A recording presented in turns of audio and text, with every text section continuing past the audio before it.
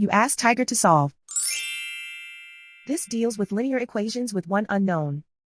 The final result is y equals -1/2. Let's solve it step by step. Simplify the expression. Expand the parentheses.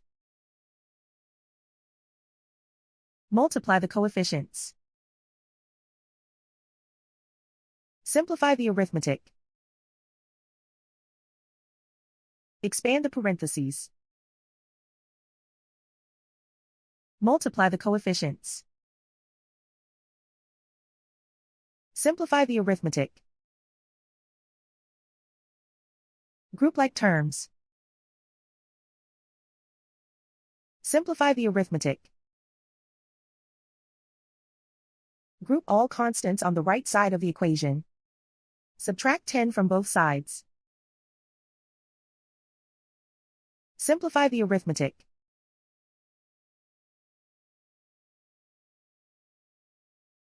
Isolate the y. Divide both sides by 20. Simplify the fraction. Find the greatest common factor of the numerator and denominator.